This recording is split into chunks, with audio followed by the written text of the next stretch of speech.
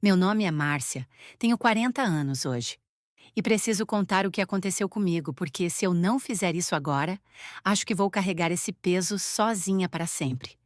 Então vou falar. Vou contar tudo desde o começo, desde quando ainda achava que minha vida fazia sentido. Lucas entrou na minha vida quando eu tinha 30 anos.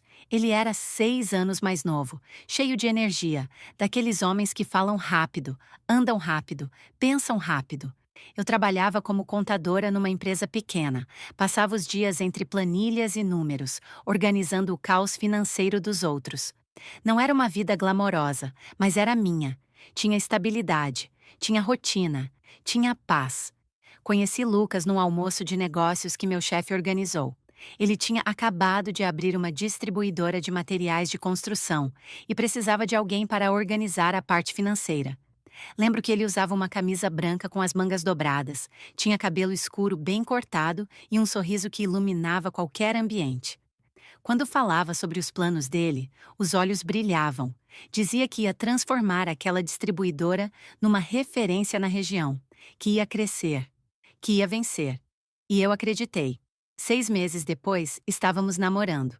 Um ano depois, eu larguei meu emprego para trabalhar com ele. 2 anos depois, nos casamos. E durante 10 anos, dei minha vida inteira para aquele negócio, para aquela empresa, para aquele homem. Eu cuidava de tudo. Toda a parte administrativa, financeira, de recursos humanos. Eu que negociava com fornecedores, eu que fechava contratos, eu que controlava o fluxo de caixa. Lucas cuidava das vendas e da parte comercial. Ele era bom nisso, tinha carisma, sabia conversar com os clientes. Mas o que mantinha aquela empresa funcionando, o que fazia os números baterem, o que impedia que tudo desmoronasse, era eu. Só que ninguém via isso. Para o mundo, Lucas era o empresário de sucesso, o homem que construiu um negócio sólido, o visionário. E eu? Eu era a esposa, a mulher que trabalhava lá porque era casada com o dono, a mulher que estava ali porque não tinha onde ficar. Comecei a perceber as mudanças há cerca de 2 anos. Pequenas coisas. Lucas chegava mais tarde em casa. Dizia que tinha jantares com clientes, reuniões que se estendiam, negociações que precisavam ser fechadas depois do expediente. Eu acreditava. Por que não acreditaria? Eu mesma via como a empresa tinha crescido, quantos clientes novos apareciam, quanto trabalho havia. Mas tinha mais. Ele começou a se arrumar diferente, passou a usar perfumes mais caros, comprou roupas novas, começou a frequentar uma academia. Dizia que precisava cuidar da saúde, que estava ficando velho, que precisava se manter bem. E eu, como sempre, apoiei, incentivei, elogiei. Que idiota eu fui!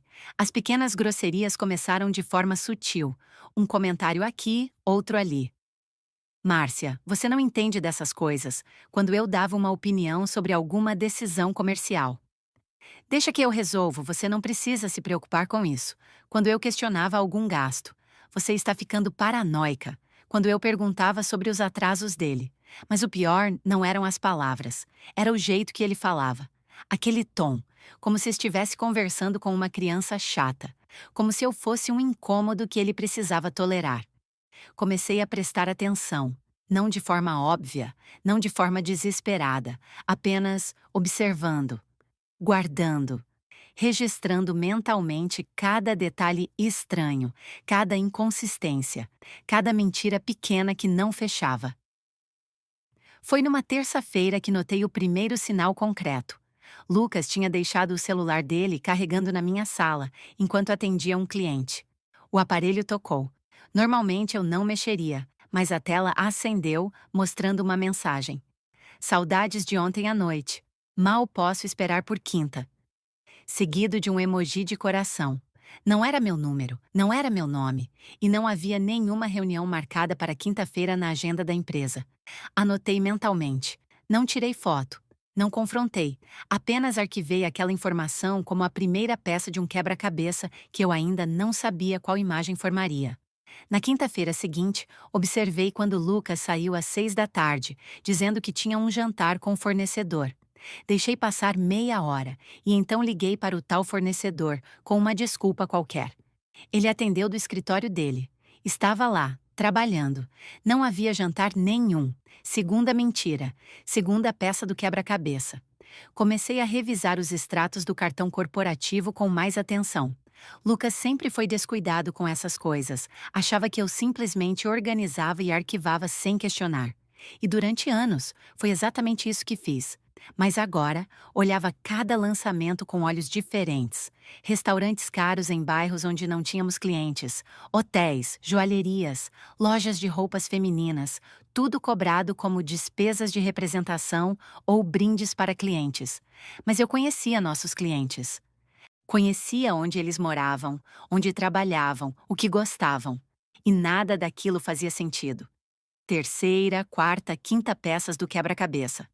Fui além. Comecei a observar os e-mails dele. Não os pessoais, obviamente, mas os da empresa. Lucas usava o mesmo computador para tudo, e como eu cuidava da parte de TI também, tinha acesso a todas as contas corporativas. Procurei por nomes que apareciam com frequência, mas que eu não conhecia. Foi assim que encontrei Renata. Os e-mails eram formais na superfície. Muito formais. Prezada Renata. Cordialmente Lucas. Mas havia algo na frequência das mensagens que me incomodava. 3, 4 e-mails por dia. Sempre sobre assuntos que podiam ser resolvidos com uma única mensagem. Investiguei mais. Descobri que ela tinha sido contratada 6 meses atrás. Salário bem acima do que pagávamos para gerentes. Sem processo seletivo formal. Sem entrevista com RH. Sem consulta a mim, que cuidava de todas as contratações. Lucas simplesmente a contratou. Direto, e nunca me contou. Sexta peça, e começava a ficar claro qual imagem estava se formando. Percebi também mudanças no comportamento dele em casa. Antes, quando chegava do trabalho, ele reclamava. Reclamava dos funcionários, dos clientes, dos fornecedores. Era cansativo, mas era normal. Fazia parte da rotina dele desabafar comigo. Mas de uns meses para cá, ele chegava em casa sorrindo. Leve. Como se tivesse deixado todos os problemas do trabalho lá fora. Ou como se os problemas não existissem mais. Ou como se tivesse algo tão bom na vida dele que os problemas perdessem importância. Comecei a reparar nas roupas dele também. Lucas sempre foi vaidoso, mas de forma normal. Cuidava da aparência, se vestia bem, mas sem exageros. De repente começou a usar marcas caras, perfumes importados, roupas que eu nunca tinha visto antes. Quando perguntava onde tinha comprado, ele sempre tinha uma resposta pronta. Ah, aproveitei uma promoção. Um cliente me indicou a loja. Estava passando na frente e entrei. Sempre uma explicação, sempre uma desculpa, sempre uma mentira bem ensaiada. Mas o que realmente confirmou minhas suspeitas foi quando encontrei o segundo celular. Foi por acidente. Eu estava procurando os documentos do carro na gaveta da mesa dele em casa, porque precisávamos renovar o seguro. No fundo da gaveta, embaixo de uma pilha de papéis velhos, senti algo duro. Tirei os papéis e lá estava. Um celular. Não era o celular dele que eu conhecia. Era outro aparelho. Um smartphone novo, caro. Tentei ligar. Estava sem bateria. Coloquei para carregar enquanto Lucas estava no banho. Demorou alguns minutos até ter carga suficiente para ligar. E quando ligou, pedi a senha de desbloqueio. Não sabia a senha. Obviamente. Mas conhecia Lucas, conhecia como ele pensava. Tentei a data de aniversário dele, errado. Tentei a data da fundação da empresa, errado. E então tentei algo que me doeu só de digitar. O dia em que nos conhecemos, errado. Mas a tela mostrou uma sugestão de senha usada recentemente em outro dispositivo. Era uma sequência numérica. Experimentei. E o celular desbloqueou. O que vi ali destruiu qualquer esperança que eu ainda mantinha. Mensagens. Centenas de mensagens. Para Renata. Mensagens que iam além de qualquer relação profissional. Mensagens íntimas. Mensagens carinhosas. Fotos. Vídeos. Planos para fugirem juntos. Conversas sobre como ele ia se livrar de mim assim que o momento certo chegasse. Numa das conversas, ela perguntava: "Quando você vai contar para ela?" E ele respondia: "Em breve, meu amor. Só preciso garantir que ela não leve nada que seja meu. Preciso proteger o negócio. Ela pode tentar me ferrar judicialmente." Ela: "Mas você disse que ela não faz nada de importante na empresa." Ele, e não faz, mas legalmente, como é minha esposa, ela pode alegar direitos. Preciso ser esperto, vou fazer ela assinar uns documentos sem perceber. Aí, quando eu pedir o divórcio, ela sai sem nada. Meu sangue congelou, não de medo, de raiva, de indignação, de entender a dimensão da traição. Copiei tudo, cada conversa, cada foto, cada vídeo.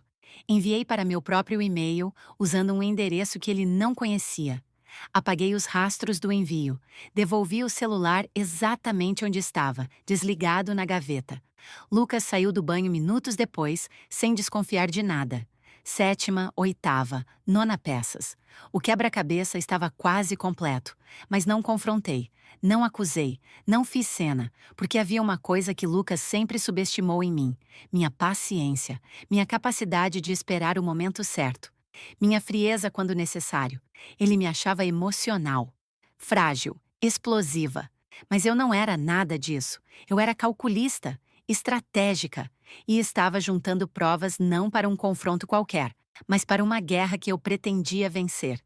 Nas semanas seguintes, continuei agindo como se nada tivesse acontecido. Acordava, preparava café, ia trabalhar. Fazia minhas funções, voltava para casa, cozinhava, assistia televisão, dormia. Mas internamente estava planejando cada passo. Comecei a separar documentos, cópias de tudo relacionado à empresa, todos os contratos que eu tinha negociado, todos os fornecedores que eu tinha trazido, todas as estratégias financeiras que eu tinha implementado. Tudo datado, assinado, comprovado. Criei um dossiê completo mostrando minha contribuição para o crescimento da empresa. Não era vanidade, era proteção.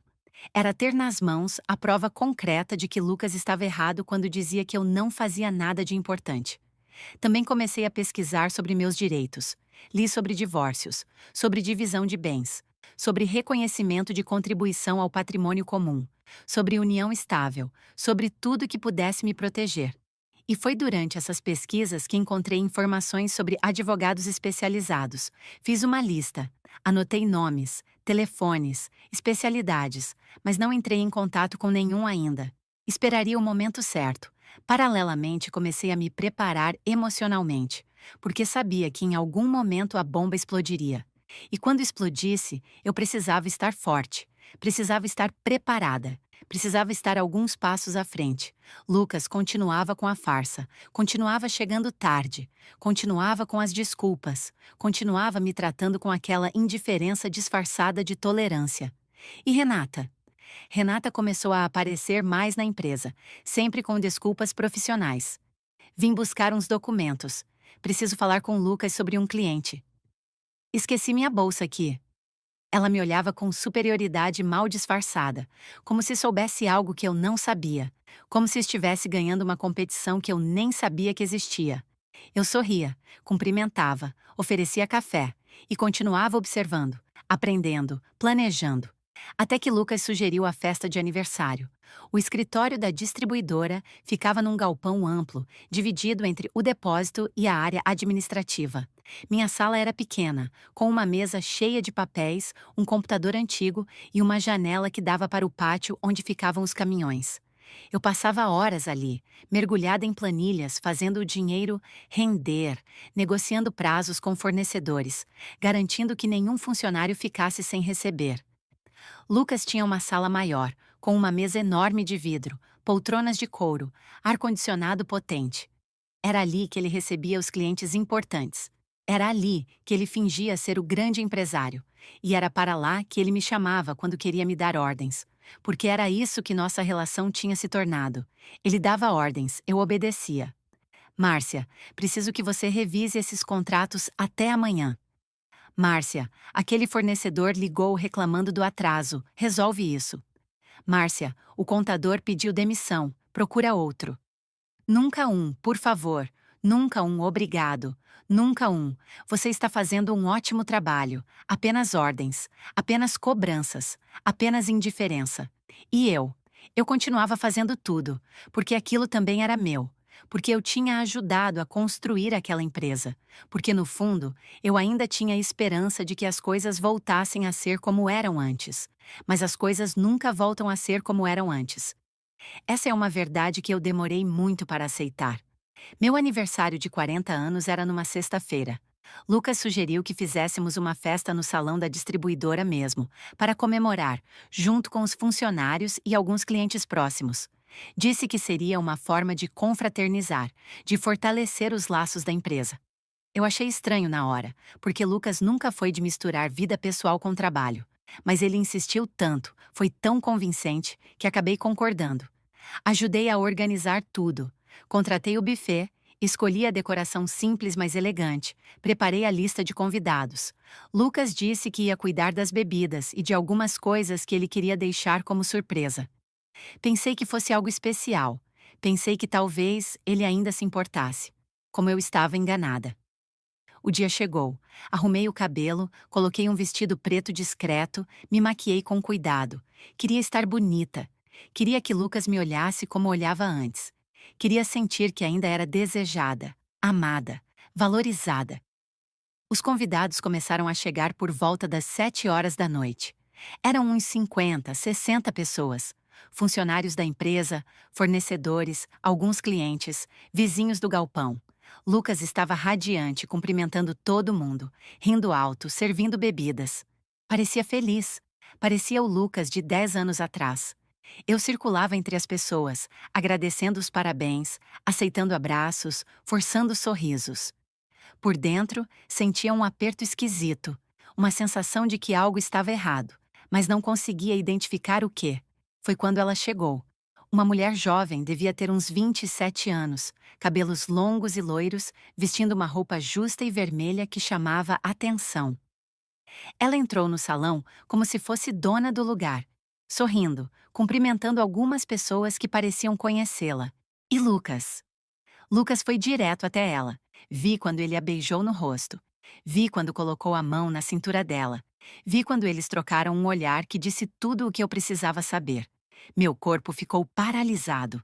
Não senti o coração acelerar. Não senti as mãos tremerem. Nada dos clichês que as pessoas esperam. O que senti foi um vazio, um buraco enorme se abrindo dentro de mim, engolindo tudo. A música continuava tocando. As pessoas continuavam conversando. A vida continuava acontecendo ao meu redor. Mas eu estava congelada naquele momento, assistindo meu marido abraçar outra mulher na festa do meu aniversário. Respirei fundo, forcei meus pés a se moverem, caminhei até onde eles estavam, coloquei um sorriso no rosto, um sorriso que doía. Oi, disse olhando para a moça. Eu sou Márcia, a aniversariante.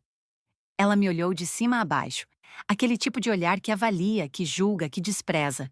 E então sorriu. Um sorriso falso, cheio de veneno. Ah, sim, parabéns. Lucas falou muito sobre você. Lucas falou muito sobre mim. Que ironia. Essa é a Renata. Lucas disse, com uma naturalidade que me enojou. Ela é nossa nova gerente comercial. Nova gerente comercial. Engraçado. Eu que cuidava de todas as contratações da empresa e nunca tinha ouvido falar dela. Que legal! Respondi, mantendo o tom neutro. Quando você começou? Faz uns 6 meses. Ela respondeu, jogando o cabelo para trás num gesto estudado. 6 meses. Exatamente quando Lucas começou a chegar tarde em casa. Exatamente quando começou a se arrumar mais. Exatamente quando tudo começou a mudar. Eu poderia ter feito uma cena ali. Poderia ter gritado, acusado, exposto. Mas não fiz, porque aprendi, ao longo daqueles meses observando, que as pessoas que gritam são as que perdem o controle. E eu não ia perder o controle. Não ali. Não daquele jeito.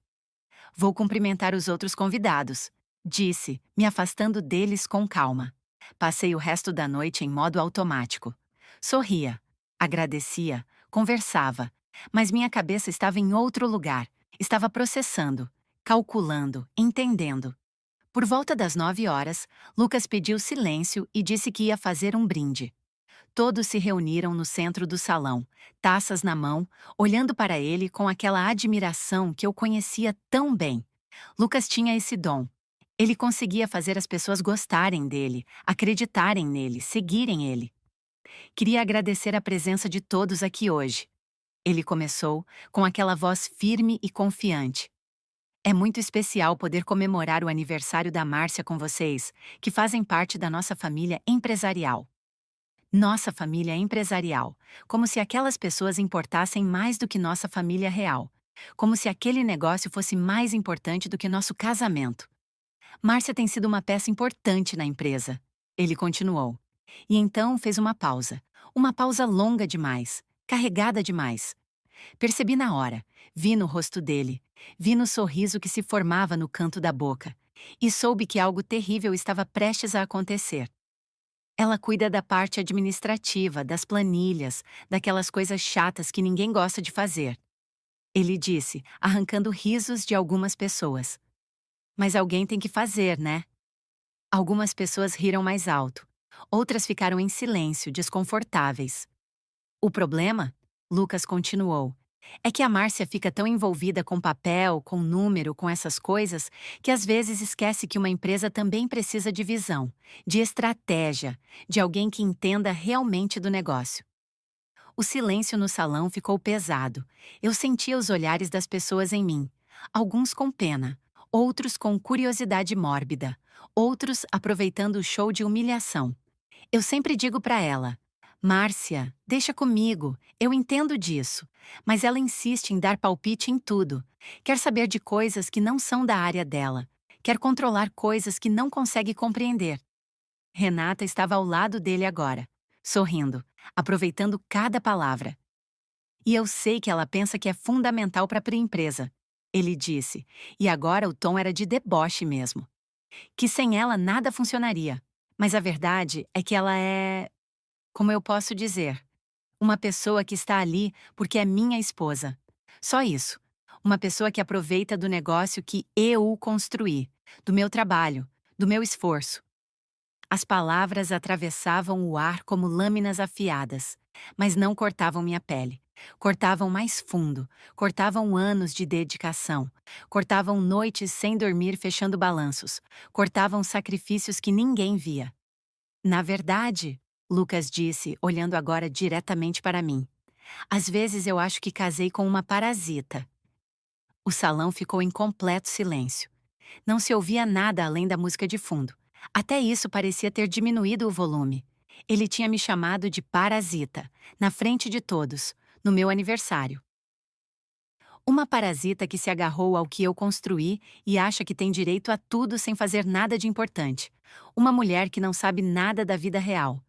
Que não entende como o mundo funciona. Que é, bom, limitada. Muito limitada. Algumas pessoas riram. Outras abaixaram a cabeça.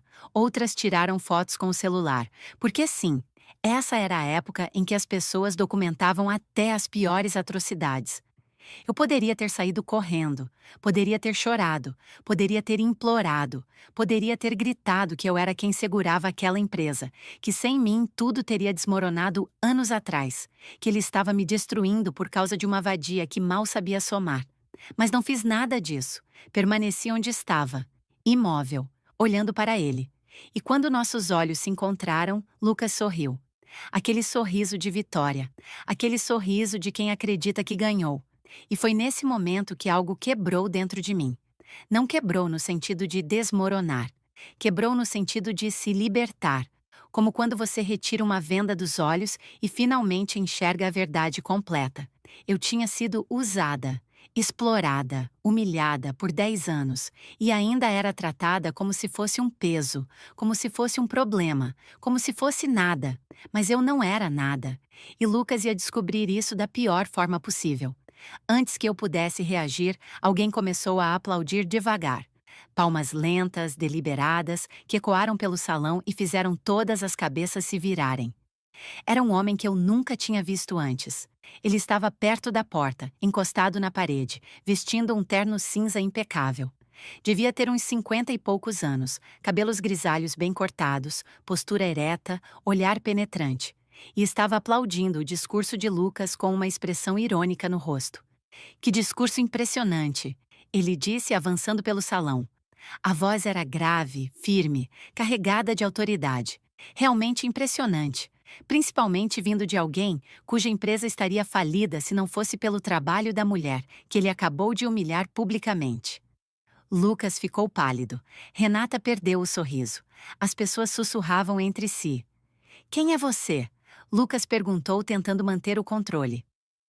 Meu nome é Antônio Figueiredo. O homem respondeu, tirando um cartão do bolso e entregando para Lucas. Sou dono da Figueiredo Comércio e Representações. Talvez você já tenha ouvido falar. Eu conhecia aquele nome. Todo mundo no ramo de materiais de construção conhecia. A Figueiredo era uma das maiores distribuidoras do estado. Uma empresa gigantesca, com dezenas de filiais, centenas de funcionários, faturamento na casa dos milhões. Estou aqui, Antônio continuou, porque venho observando o trabalho de vocês há alguns meses. E por vocês, quero dizer especificamente a senhora Márcia. Ele olhou para mim, e naquele olhar havia algo que eu não via há anos: respeito. Eu sei quem realmente cuida da parte financeira dessa empresa. Ele disse. Sei quem negocia os melhores preços com os fornecedores. Sei quem mantém os custos sob controle. Sei quem transformou um negócio que estava à beira da falência há 5 anos em algo minimamente rentável. Lucas tentou interromper, mas Antônio levantou a mão. Eu fiz minha pesquisa, rapaz. Conversei com fornecedores, com clientes, com ex-funcionários. E todos dizem a mesma coisa, que Márcia é a espinha dorsal dessa distribuidora, que sem ela você não seria nada. O silêncio agora era absoluto. Ninguém ousava respirar alto. Então vim aqui hoje com uma proposta, Antônio disse, virando-se completamente para mim. Senhora Márcia, gostaria de convidá-la para trabalhar na minha empresa, como diretora financeira, com um salário 3 vezes maior do que imagino que você ganha aqui, com participação nos lucros, com autonomia completa para tomar decisões e com o respeito que uma profissional do seu calibre merece. Senti o chão sumir debaixo dos meus pés, não porque estava abalada, mas porque estava entendendo a dimensão do que estava acontecendo. Você está louca se acha que ela vai aceitar. Lucas disse, mas a voz dele tremia. Ela não tem capacidade para trabalhar numa empresa desse porte. Ela mal consegue lidar com o que temos aqui. Eu não estava falando com você. Antônio cortou, sem sequer olhar para Lucas. Seus olhos permaneceram em mim. E não preciso de resposta agora. Apenas pense na proposta. Meu telefone está no cartão. Entre em contato quando quiser, se quiser. E então ele se virou, caminhou até a porta e saiu do salão, deixando um rastro de perplexidade atrás de si. A festa acabou logo depois. As pessoas foram saindo aos poucos, claramente desconfortáveis com o clima pesado que se instalou. Alguns me cumprimentaram antes de ir, outros saíram em silêncio. Renata desapareceu em algum momento, provavelmente percebendo que a noite não tinha sido tão vitoriosa quanto ela imaginou. Lucas ficou parado no meio do salão vazio, olhando para mim. Pela primeira vez em muito tempo vi medo nos olhos dele. Márcia, você não vai realmente considerar isso, vai? Ele perguntou. Peguei minha bolsa, peguei o casaco e olhei para ele com uma calma que me surpreendeu. Boa noite, Lucas. Foi tudo o que disse antes de sair dali. Cheguei em casa pouco depois da meia-noite. Nossa casa. Uma casa que eu tinha ajudado a comprar. Uma casa que eu tinha decorado. Uma casa que deveria representar nosso lar, mas que há muito tempo tinha se tornado apenas um lugar onde eu dormia. Não chorei. Não me desesperei. Apenas tirei os sapatos, me deitei no sofá da sala e fiquei olhando para o teto escuro. Lucas chegou 1 hora depois. Ouvi quando ele entrou, quando foi até o quarto, quando voltou para a sala. Precisamos conversar, ele disse. Não hoje, respondi sem olhar para ele. Márcia, olha, eu exagerei. Eu sei que exagerei. Foi a bebida, foi o estresse. Eu não quis dizer aquelas coisas. Agora eu olhei para ele, e o que vi foi patético. Um homem desesperado. Um homem que percebeu que tinha ido longe demais. Um homem que estava com medo de perder o controle. Você quis dizer. Falei calmamente. Cada palavra, você quis dizer tudo. Não, eu juro que... E sabe o que é pior, Lucas? Não é o que você disse, é que você acredita nisso. Realmente acredita que eu sou uma parasita, que sou limitada, que não sei nada, que só estou aqui por sua causa. Ele abriu a boca para responder, mas eu continuei. Mas não se preocupe, você vai ter a chance de descobrir como é tocar aquela empresa sem mim, porque eu vou aceitar a proposta do Senhor Antônio. Vi o sangue sumir do rosto dele. Você não pode fazer isso. Você assinou um contrato. Você tem cláusulas de não concorrência. Você... Eu não assinei nada, Lucas. Você sabe muito bem disso. Eu nunca fui funcionária registrada da sua empresa. Sempre trabalhei como voluntária, como sua esposa prestativa, lembra? Você mesmo disse que não precisava registrar, que aquilo ia só complicar a papelada. Então não tenho cláusula nenhuma me impedindo de trabalhar onde eu quiser. O silêncio dele confirmou tudo. Agora, se me dá licença, estou cansada. Boa noite. Levantei do sofá e fui para o quarto de hóspedes. Tranquei a porta. E, finalmente, sozinha, permiti que algumas lágrimas caíssem. Não lágrimas de desespero, lágrimas de libertação, de alívio, de entender que o pior já tinha passado e que agora, finalmente, eu ia poder ser eu mesma. Os dias seguintes foram estranhos. Lucas tentou todas as estratégias possíveis. Primeiro veio a negação, depois a raiva, depois a barganha, depois a manipulação emocional. Márcia, você vai destruir tudo que construímos juntos. Márcia, pensa em nós, no nosso casamento, na nossa história. Márcia, eu posso mudar. Vamos fazer terapia, vamos recomeçar. Mas eu não ouvia. Não porque fosse insensível, mas porque tinha aprendido, da pior forma possível, que algumas pessoas só valorizam o que têm quando estão prestes a perder. E eu não ia ser muleta emocional de ninguém nunca mais. Continuei observando, mesmo morando na casa da minha mãe. Mantinha contato com alguns funcionários leais da distribuidora. Não precisei pedir nada. Eles mesmos começaram a me contar o que estava acontecendo. E o cenário era ainda pior do que eu imaginava. Descobri, através da Silvia, a recepcionista que trabalha lá há 8 anos, que Renata tinha sido promovida a gerente geral. Agora, ela não cuidava apenas da parte comercial. Ela tinha autoridade sobre compras, estoque, até sobre a parte administrativa que eu sempre gerenciei. Márcia, não é a mesma coisa. Silvia me disse numa ligação tarde da noite. Ela não sabe o que está fazendo. Ontem ela autorizou uma compra enorme sem consultar o fluxo de caixa. E quando eu avisei que não tínhamos como pagar na data combinada, ela gritou comigo dizendo que eu não tinha que questionar as decisões dela. Anotei tudo, cada detalhe, cada decisão errada, cada movimento que levava a empresa mais perto do colapso. Roberto, o gerente de estoque, também me ligou. Dona Márcia, desculpa incomodar, mas precisava contar. A Renata mandou devolver 3 carregamentos de material que já estava pago. Disse que tinha comprado errado. Só que agora os fornecedores estão cobrando multa pela devolução, e ela está dizendo que a culpa é minha por ter recebido. Mais anotações, mais evidências da incompetência dela e da irresponsabilidade dele. O senhor Mário, que era nosso contador há 5 anos, me encontrou por acaso no supermercado. Falou baixo, como quem tem medo de ser ouvido.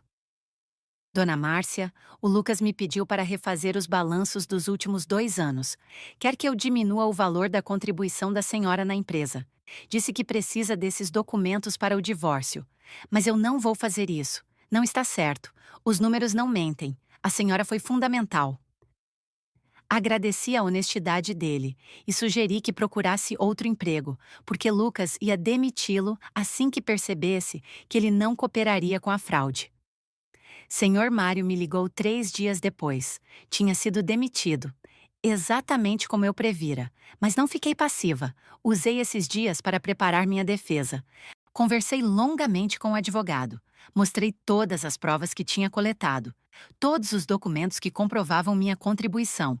Todas as conversas salvas do celular secreto de Lucas. Senhora Márcia, o advogado disse, olhando os papéis espalhados sobre a mesa. A senhora fez um trabalho excelente de documentação. Com isso aqui podemos provar não apenas união estável, mas também sociedade de fato. A senhora tem direito a muito mais do que o senhor Lucas imagina. Expliquei que não queria destruir Lucas. Queria apenas ser justa comigo mesma. Queria receber o que era direito. Queria sair daquilo com dignidade. Então vamos fazer o seguinte, ele sugeriu. Vamos pedir uma avaliação completa da empresa. Vamos calcular exatamente quanto vale. E vamos calcular qual foi sua contribuição financeira e administrativa ao longo desses 10 anos. Com base nisso, vamos apresentar uma proposta de acordo. Se ele aceitar, ótimo. Se não aceitar, vamos para a justiça. E com essas provas garanto que a sentença será favorável à senhora. Concordei com a estratégia. Enquanto isso, continuei me preparando para começar na Figueiredo. Antônio tinha me dado acesso antecipado aos sistemas da empresa para eu ir me familiarizando. Passava horas estudando a estrutura, entendendo os processos, identificando oportunidades de melhoria. Era um mundo completamente diferente. A distribuidora de Lucas era amadora perto daquilo. A Figueiredo tinha estrutura corporativa sólida, tecnologia avançada, equipes especializadas. E eu ia fazer parte daquilo tudo não como a esposa de alguém, mas como uma profissional contratada por mérito. Também usei esse tempo para cuidar de mim, coisa que não fazia há anos. Fui ao dentista, fui ao médico fazer check-up completo, renovei o guarda-roupa, cortei o cabelo. Não porque estava tentando provar algo para alguém, mas porque estava reconstruindo minha autoestima pedaço por pedaço. Minha mãe assistia tudo em silêncio. Ela nunca tinha gostado muito de Lucas, percebi agora. Mas nunca disse nada porque não queria interferir. Eu sempre achei que ele não te merecia. Ela confessou numa noite em que estávamos tomando chá na cozinha. Mas você parecia feliz, ou pelo menos parecia convencida de que era feliz. E quem sou eu para julgar? Eu não era feliz, mãe. Eu só estava confortável e confundi conforto com felicidade. Ela segurou minha mão. Mas agora você está recomeçando, está se redescobrindo, e isso é o que importa.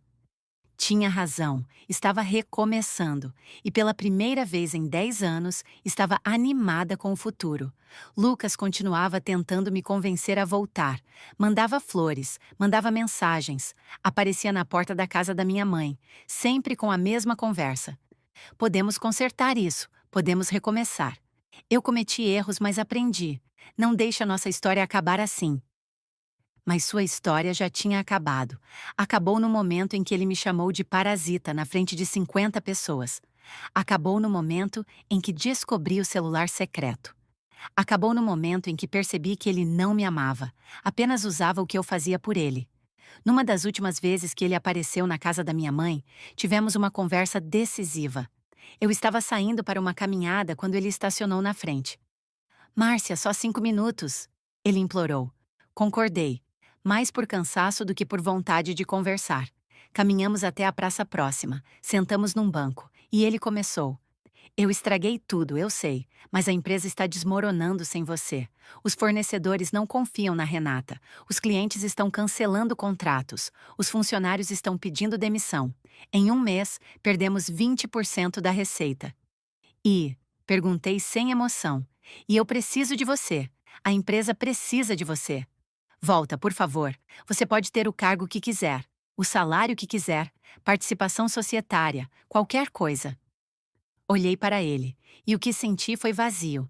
Nem raiva, nem tristeza, nem satisfação. Apenas vazio. Lucas, você não está entendendo. Eu não quero mais nada que venha de você. Não quero seu cargo. Não quero seu salário. Não quero sua empresa. Eu quero uma vida longe de você. É isso que eu quero. Mas 10 anos, Márcia, 10 anos juntos. Isso não significa nada? Significou, no passado.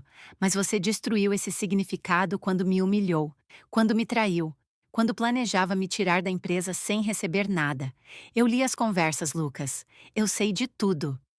Ele empalideceu. Você viu... Vi. Tudo. Cada mensagem, cada foto, cada plano seu de me ferrar judicialmente. Então não venha aqui fingir que se importa comigo. Você se importa com o que eu faço pela sua empresa. É diferente. Ele tentou falar, mas eu me levantei. Meu advogado vai entrar em contato. Vamos resolver isso da forma civilizada ou da forma judicial. Você escolhe. Saí andando sem olhar para trás. Foi a última vez que conversamos antes do processo de divórcio começar oficialmente. Na segunda-feira seguinte, liguei para o número que estava no cartão de Antônio Figueiredo. Uma secretária atendeu, anotou meu nome e disse que ele me retornaria em breve. 15 minutos depois, meu telefone tocou. Senhora Márcia, a voz grave dele veio do outro lado da linha. Fico feliz que tenha ligado. Senhor Antônio, gostaria de conversar mais sobre a proposta. Respondi, mantendo o tom profissional. Ótimo. Que tal amanhã, às 10 horas, no meu escritório? Posso enviar o endereço por mensagem. Perfeito, estarei lá. Desliguei o telefone e respirei fundo. Não estava nervosa, estava determinada. Lucas tentou me impedir de ir. Disse que eu estava cometendo um erro, que estava sendo manipulada, que Antônio só queria me usar para prejudicá-lo. Eu ouvi tudo em silêncio e então disse apenas: tenho de uma reunião. Volto mais tarde. O escritório da Figueiredo Comércio ficava numa torre comercial moderna no centro da cidade. Tudo ali respirava sucesso. Recepção ampla, funcionários bem vestidos, decoração impecável. Eu me senti pequena por um momento, mas apenas por um momento. Antônio me recebeu pessoalmente. Sua sala era enorme, com janelas que davam vista para toda a cidade, estantes cheias de livros e troféus, uma mesa imponente. Por favor, sente-se, ele disse, apontando para uma das poltronas. Café, água. Água, por favor. Ele serviu 2 copos de água e se sentou na poltrona ao lado da minha, não atrás da mesa. Um gesto deliberado de igualdade. Obrigado por vir, ele começou. Sei que a situação na festa foi desconfortável. Não era minha intenção criar um constrangimento, mas achei necessário intervir quando vi aquele absurdo. Por que você estava lá? Perguntei diretamente. Ele sorriu, um sorriso genuíno, não forçado. Porque eu faço meu dever de casa antes de contratar alguém. Venho investigando o mercado regional há meses. Sua distribuidora apareceu no meu radar porque, apesar de ser pequena, vinha mantendo margens de lucro consistentes num setor onde muitos estão quebrando. Isso me intrigou. Então investiguei mais a fundo. Ele pegou uma pasta e colocou sobre a mesa de centro entre nós. Conversei com 17 pessoas, fornecedores, ex-funcionários, clientes, até alguns concorrentes. Todos disseram a mesma coisa, que o sucesso moderado da empresa se devia exclusivamente à sua gestão financeira, que você era meticulosa, honesta, inteligente, que mantinha os custos baixos sem comprometer a qualidade, que negociava como poucos. Ele abriu a pasta e me mostrou relatórios, anotações, referências, tudo sobre mim, sobre meu trabalho. E então, decidi ir pessoalmente na tal festa de aniversário para conhecê-la. Não esperava presenciar aquele show de horrores, mas de certa forma, aquilo confirmou algo que eu já suspeitava, que você estava sendo completamente subestimada e desvalorizada. Fiquei em silêncio, processando aquilo tudo. Senhora Márcia, minha empresa está crescendo. Estamos abrindo 3 novas filiais nos próximos 6 meses. Preciso de alguém que saiba gerenciar recursos, controlar custos, manter a saúde financeira de um negócio em expansão.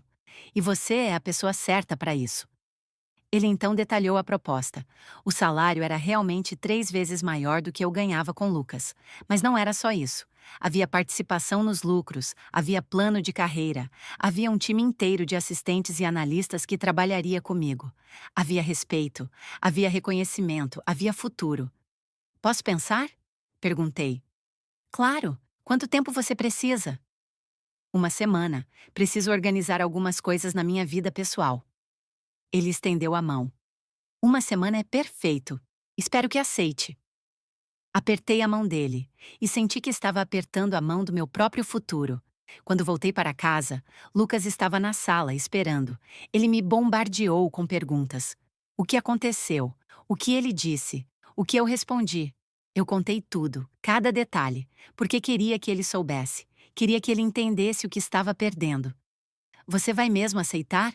Ele perguntou, a voz quase quebrando. Sim. E nós? E nosso casamento? Sentei na poltrona em frente a ele. Olhei bem nos olhos dele. Nosso casamento acabou na sexta-feira, Lucas, no momento que você me chamou de parasita na frente de todas aquelas pessoas. No momento que você me humilhou para impressionar sua amante. No momento que você deixou claro que eu não significo nada para você. Isso não é verdade. Eu te amo. Sempre amei. Não. Você ama o que eu faço por você. Você ama ter alguém que cuida de tudo enquanto você aproveita os louros. Você ama ter uma mulher em casa que não reclama, que não questiona, que aceita tudo. Mas você não me ama. Você nem me conhece. Ele tentou argumentar, mas eu levantei a mão. Vou dormir na casa da minha mãe pelos próximos dias. Quando voltar, vamos conversar sobre a separação, civilizadamente, como adultos. Márcia, por favor.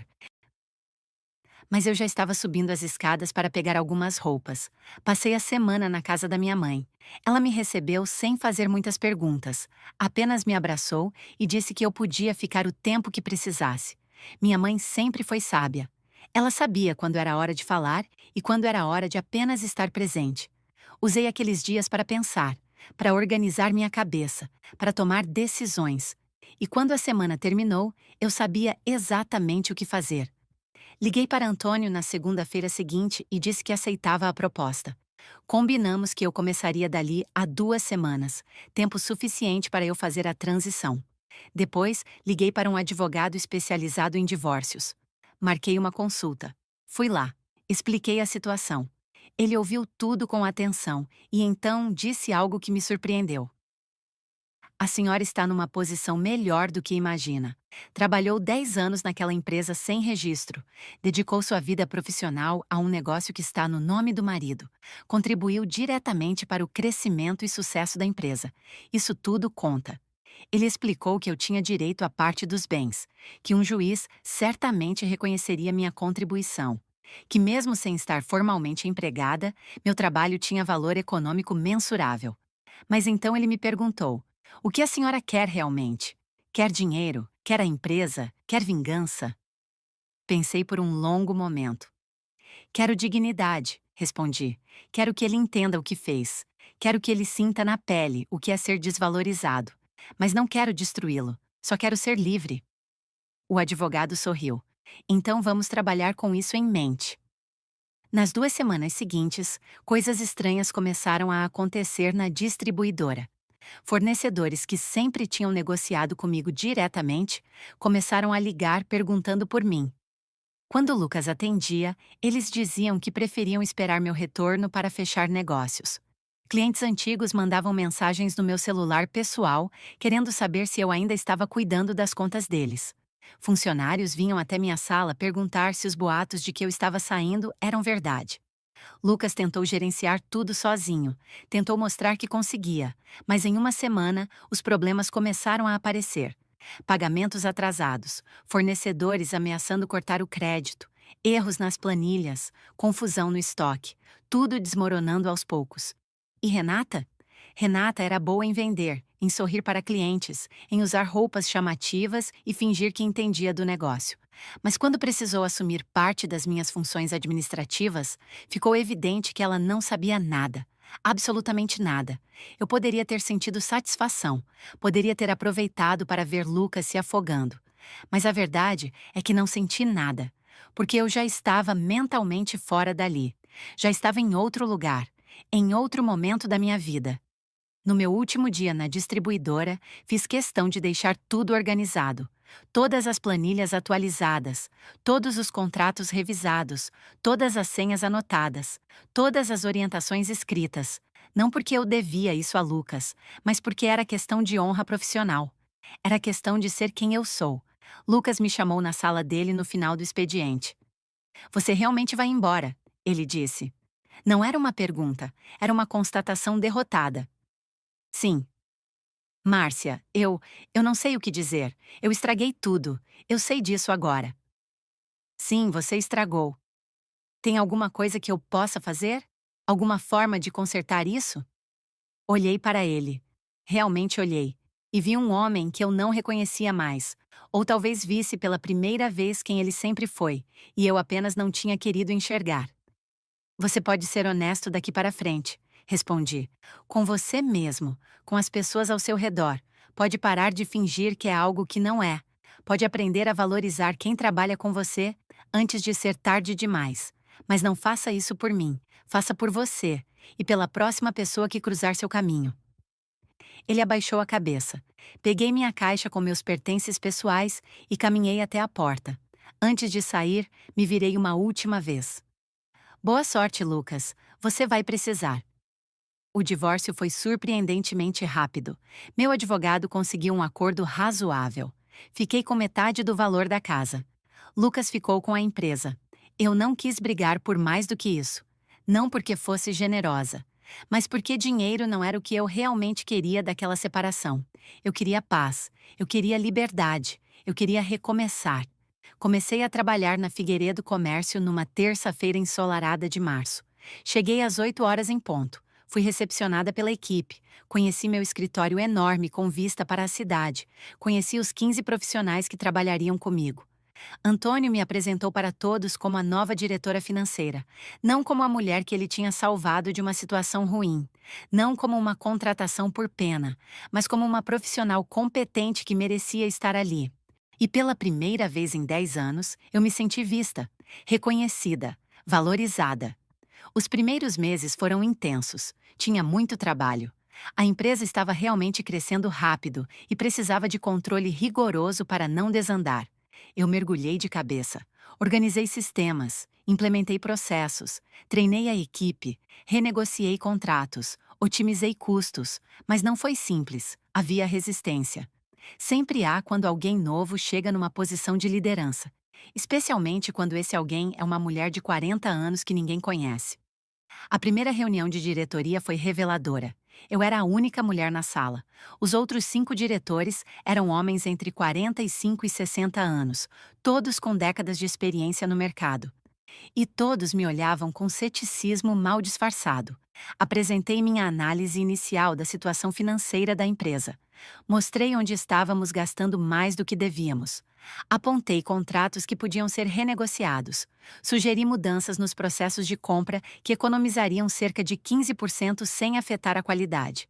O diretor comercial, um homem chamado Bernardo, de 58 anos, me interrompeu no meio da apresentação.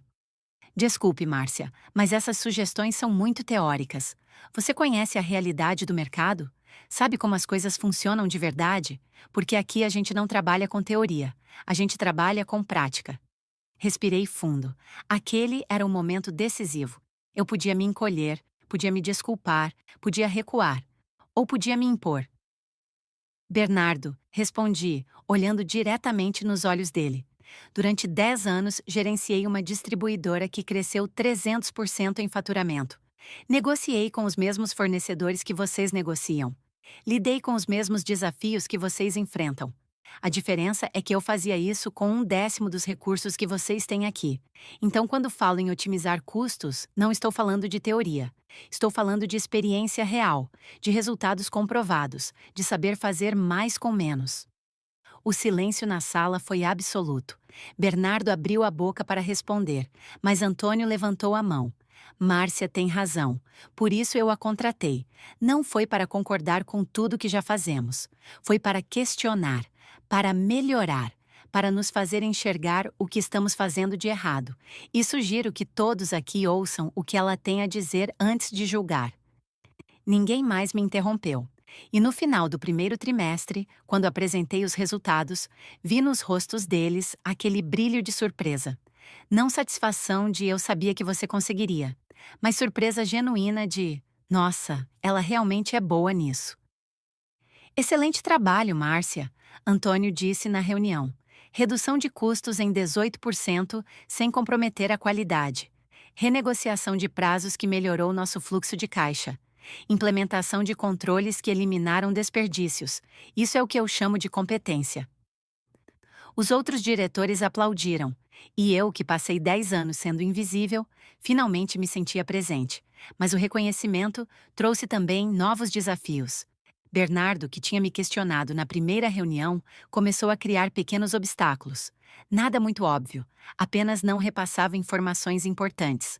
Atrasava aprovações que precisava dele. Fazia comentários sarcásticos nas reuniões. Não era o primeiro homem inseguro que eu enfrentava. Lucas tinha me preparado bem para lidar com egos frágeis. A diferença é que agora eu tinha respaldo. Tinha Antônio me apoiando. Tinha resultados me defendendo.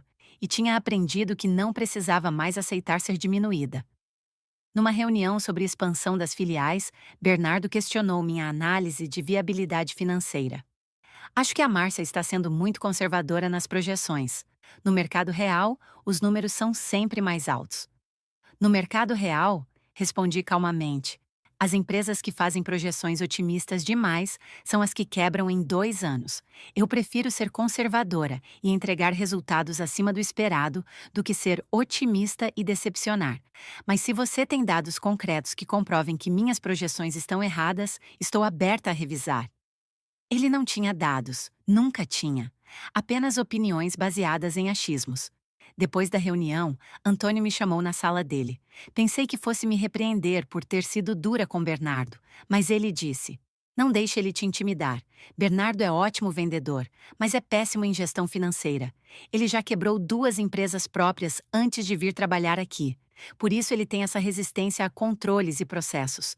Mas você está fazendo exatamente o que precisa ser feito. Continue assim.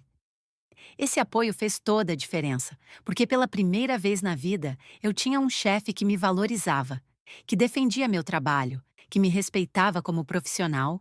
Fui conhecendo melhor a equipe também. Os 15 analistas e assistentes que trabalhavam comigo eram, na maioria, jovens recém-formados, cheios de energia, mas inexperientes. Precisavam de orientação, de liderança, de alguém que acreditasse neles. E foi isso que fiz. Treinei cada um, ensinei o que sabia. Dei oportunidade para errarem e aprenderem. Criei um ambiente onde eles podiam crescer. Tinha uma moça, a Beatriz, de 24 anos, recém-formada em economia. Ela era tímida, insegura, sempre achando que não era boa o suficiente. Me lembrava eu mesma há 20 anos. Chamei ela numa tarde para conversar. Beatriz, percebi que você sempre pede desculpas antes de dar opinião nas reuniões. Por que isso? Ela ficou vermelha. É que, sei lá, acho que as outras pessoas sabem mais que eu. Tenho medo de falar bobagem. Você está aqui porque é competente. Se eu acho que você tem capacidade, você precisa acreditar também. Na próxima reunião, quero que você apresente a análise de custo que está fazendo. E quero que apresente sem pedir desculpas, com segurança, porque você sabe do que está falando. Vi os olhos dela se encherem de lágrimas. Ninguém nunca, ninguém nunca acreditou em mim desse jeito. Agora alguém acredita, então não decepcione a si mesma. Na reunião seguinte, Beatriz apresentou. E apresentou brilhantemente. Respondeu perguntas com firmeza. Defendeu suas análises. E no final, recebeu elogios de todos. Ela veio me agradecer depois. Você mudou minha vida, Márcia, de verdade. E foi nesse momento que entendi algo importante. A melhor vingança contra Lucas não era vê-lo sofrer. Era usar tudo que aprendi com o sofrimento para ajudar outras pessoas, para ser o tipo de liderança que eu nunca tive, para criar um ambiente onde as pessoas fossem valorizadas. Meses foram passando. A empresa continuava crescendo. As 3 novas filiais foram abertas. Minha equipe duplicou de tamanho. Os resultados continuavam chegando, e minha reputação no mercado começava a se consolidar. Fornecedores que me conheciam da época da distribuidora de Lucas começaram a pedir para negociar comigo na Figueiredo. Clientes novos vinham porque ouviram falar do meu trabalho. Headhunters começaram a me procurar com propostas de outras empresas, mas eu estava bem onde estava. Estava feliz, realizada, reconhecida. E foi justamente quando tudo estava indo bem que o destino decidiu me testar novamente. Minha vida pessoal também estava mudando. Aluguei um apartamento pequeno, mas aconchegante. Mobiliei com cuidado, escolhendo cada peça. Pintei as paredes de cores que me faziam feliz. Enchi o espaço de plantas. Transformei aquele lugar num lar de verdade. Meu lar. Comecei a fazer coisas que tinha abandonado há anos. Voltei a ler. Voltei a caminhar no parque. Comecei aulas de yoga. Conheci pessoas novas, fiz amizades genuínas. E pela primeira vez em muito tempo, quando olhava no espelho, gostava da mulher que via. Não porque eu tivesse mudado fisicamente, mas porque tinha recuperado algo que tinha perdido. Minha essência, meu valor, minha força. Lucas tentou entrar em contato algumas vezes nos primeiros meses, mensagens pedindo desculpas, ligações que eu não atendia. Até uma tentativa patética de aparecer no meu prédio, mas eu avisei o porteiro para não deixá-lo subir. Soube por pessoas em comum que a distribuidora estava enfrentando dificuldades sérias, que ele tinha demitido Renata depois de descobrir que ela estava desviando dinheiro, que ele tinha tentado contratar outras pessoas para minha antiga função, mas nenhuma durava mais de 2 meses, que ele estava desesperado. Poderia ter sentido pena, poderia ter sentido alegria, mas não senti nada, porque aquela parte da minha vida tinha acabado, e eu não olhava mais para trás. 6 meses depois de ter começado na Figueiredo, Antônio me chamou na sala dele. Pensei que fosse sobre algum projeto novo, alguma expansão, alguma estratégia, mas era outra coisa. Márcia, você transformou nosso setor financeiro. Os números não mentem. Você é excepcional no que faz. Obrigada, senhor Antônio. Só estou fazendo meu trabalho. Não, você está fazendo muito mais do que isso, e eu quero propor algo. Vou abrir uma nova empresa, uma consultoria especializada em gestão financeira para pequenas e médias distribuidoras, e quero que você seja minha sócia nesse negócio. Fiquei paralisada, não esperava aquilo. Sócia? Sim, 20% da empresa para você. Você vai gerenciar tudo, montar a equipe, desenvolver a metodologia. Eu entro com o capital e com a estrutura. Você entra com o conhecimento e a liderança. Era mais do que eu tinha ousado sonhar. Era o reconhecimento máximo. Posso pensar? Ele sorriu. Claro, mas já aviso que não aceito não como resposta. Passei a semana pensando, analisando, calculando riscos e oportunidades. E no fim, a resposta era óbvia. Aceitei. A consultoria foi lançada 6 meses depois. Chamamos de gestão estratégica. Eu montei uma equipe pequena, mas extremamente qualificada. Desenvolvemos uma metodologia própria.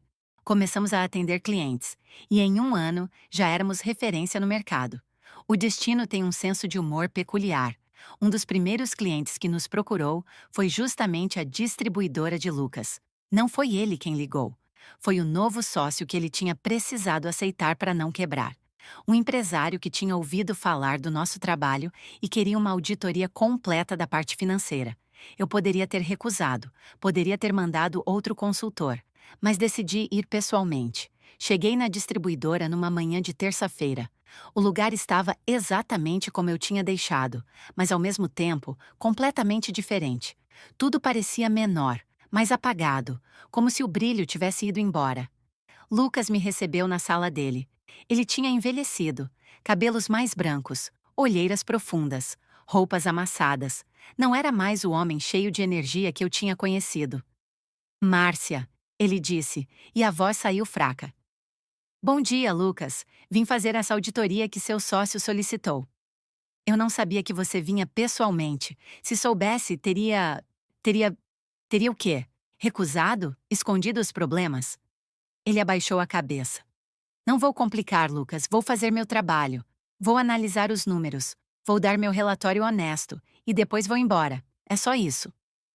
Passei 3 dias naquela empresa, revisando planilhas, conversando com funcionários, analisando contratos. E o que vi foi desolador. A empresa estava à beira do colapso. Dívidas acumuladas, fornecedores cortando crédito, clientes indo embora, funcionários desmotivados, tudo desmoronando. No terceiro dia, finalizei o relatório. Era brutal. Mostrava cada erro, cada decisão equivocada, cada oportunidade perdida.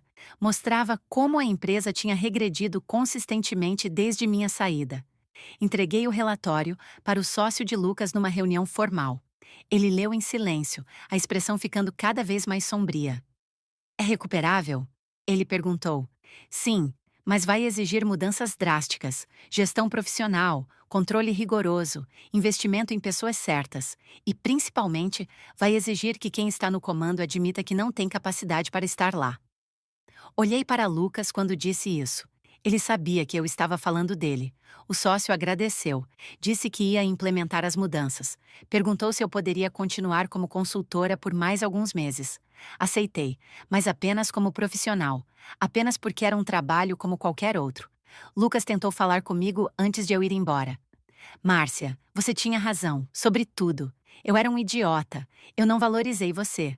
Eu não enxergava que você era a razão de tudo funcionar. E agora estou pagando por isso. Sim, você está, respondi sem emoção. Tem como você perdoar? Tem como a gente tentar de novo? Olhei para ele e pela primeira vez senti algo. Não raiva, não mágoa, não amor. Pena, pena genuína. Lucas, você não quer eu de volta. Você quer a funcionária de volta. Você quer quem salvava você dos seus próprios erros. Você quer a mulher que você explorava. Mas essa mulher não existe mais. E mesmo que existisse, ela valeria muito mais do que você pode oferecer. Saí dali sem olhar para trás. E dessa vez foi definitivo.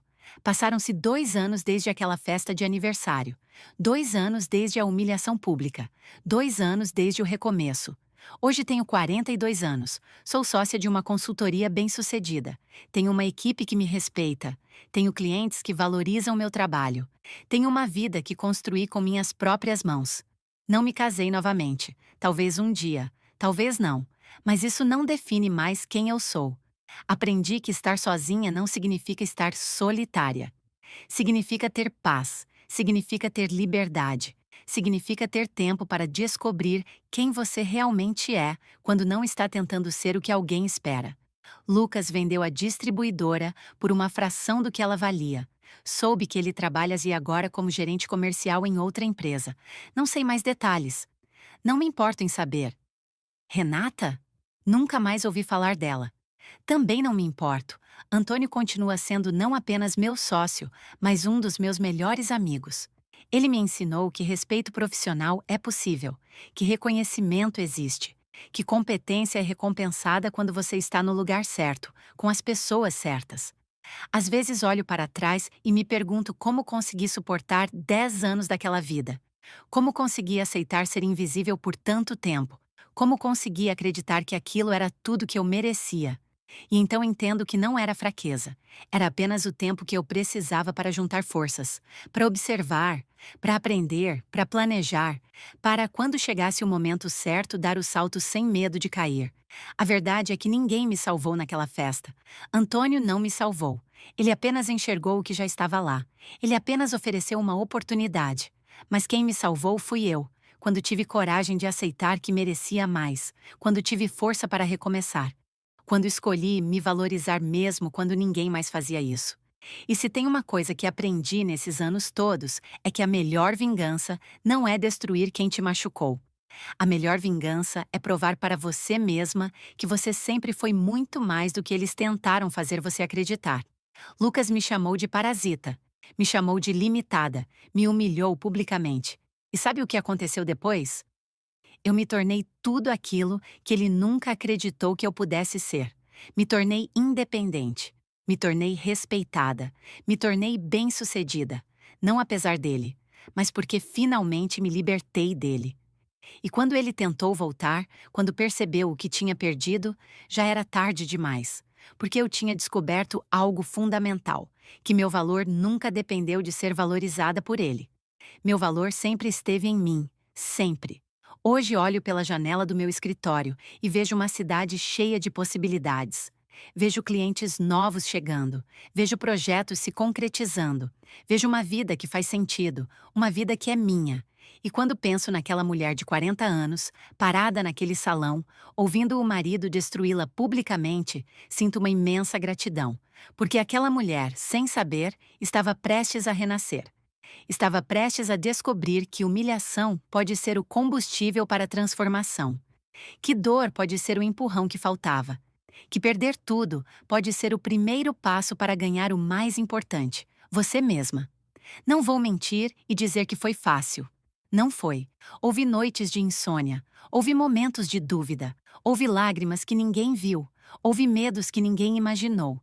Mas houve também uma voz dentro de mim que se recusou a calar. Uma voz que dizia: você vale mais que isso. Você sempre valeu mais que isso. E eu escolhi ouvir essa voz. Escolhi acreditar nela. Escolhi lutar por ela. E hoje, quando olho no espelho, vejo uma mulher que sobreviveu. Uma mulher que se ergueu. Uma mulher que não precisa mais da aprovação de ninguém para saber que é valiosa. Porque o valor de uma pessoa não se mede pelo que os outros enxergam. Se mede pelo que ela é capaz de construir quando finalmente para de se diminuir.